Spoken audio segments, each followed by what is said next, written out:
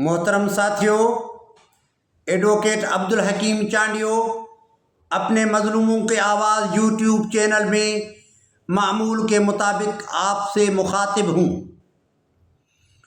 خودی کو کر بلند اتنا کہ ہر تقدیر سے پہلے خدا خود بندے سے پوچھے بتا تیری رضا کیا ہے۔ یہ کیا فلسفہ ہے؟ یہ فلسفہ ہے لڑنے کا، نہ جھکنے کا، مزاحمت کا، مخالفت کا، اپنے فکر کے مطابق، ضمیر و شعور کے مطابق، فہم و فراست کے مطابق، تدبر کے مطابق، غیرت کے مطابق زندگی گزارنے کا طور طریقہ۔ جو لوگ نہیں جھکتے، نہیں بکتے، وہ تاریخی طور پر ہمیشہ زندہ رہتے ہیں۔ جو لوگ اپنے ضمیر کو بیچتے ہیں، اپنے شعور کو بیچتے ہیں اور مفاہمت کا راستہ اختیار کرتے ہیں، مفاہمت کے راستے سے ان کی عمر میں کوئی فرق نہیں پڑتا۔ جس کی عمر مقرر ہے اتنی ہوتی ہے، لیکن تاریخی طور پر اپنے آپ کو زندگی میں مردہ قرار دینے والے وہ اشخاص ہوتے ہیں جو زندگی میں مفاہمت کا راستہ اختیار کر کے مزاحمت کو ترک کرتے ہیں۔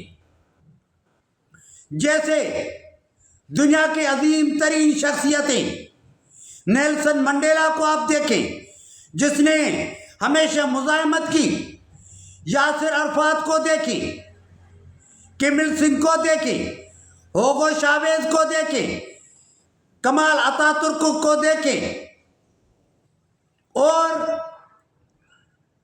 امام خمینی کو دیکھیں، فیڈل کاسترو کو دیکھیں، کارل مارکس کو دیکھیں، لینن کو دیکھیں۔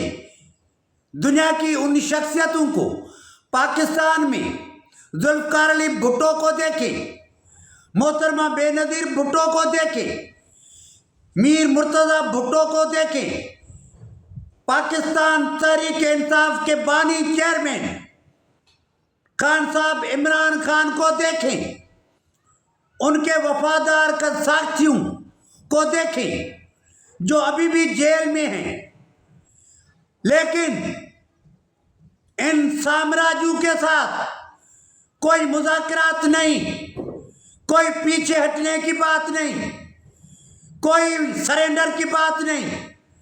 یہ کہتے ہیں ہم نے کوئی جرم نہیں کیا، ہم نہیں معافی مانگیں گے۔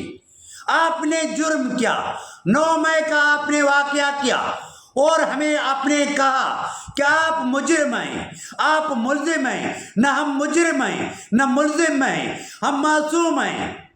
9 مئی کا واقعہ آپ نے کیا، ذوالفقار علی بھٹو کو شہید آپ نے کیا، محترمہ بے نظیر بھٹو کی حکومت کو برطرف آپ نے کیا، میر مرتضیٰ بھٹو کو گولیوں کی بوچھاڑ سے 70 کلفٹن کے سامنے اس کی زندگی کا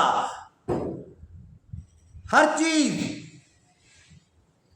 آپ نے ختم کر دی۔ یہ پاکستان میں یہ کیا ہو رہا ہے؟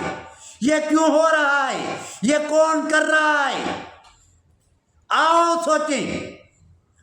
سوچیں کہ سورج مشرق سے کیوں طلوع ہو رہا ہے، مغرب میں کیوں غروب ہو رہا ہے؟ جوانی کو بڑھاپا کیسے آتا ہے؟ کالے بال کیسے سفید بالوں میں تبدیل ہوتے ہیں؟ زندگی کو موت کیسی آتی ہے؟ سیزن تبدیل کیسے ہوتی ہے؟ یہ تو کہا تھا، کس نے کہا تھا؟ بڑے فلاسفر سقراط۔ سوچنے کا درس دیا، سوچنے کا فکر دیا تو اس کو سزا مقرر کی گئی، یا تو آپ نے ملک کو چھوڑنا ہے یا زہر کا پیالہ آپ پئیں گے۔ اس نے کہا کہ زہر پیوں گا، اپنی دھرتی نہیں چھوڑوں گا۔ اس طرح عمران خان بھی یہی کہہ رہا ہے کہ پاکستان نہیں چھوڑوں گا کتنی بھی سزا ملے، لیکن اس کے عوض اس کو زندگی کے مسائل کو درپیش جو آ رہے ہیں ان کی عظمت کو سلام، ان کی جرأت کو سلام، اور جو بھی لڑتے ہیں ان کی عظمت کو سلام۔ مہربانی ساتھیوں۔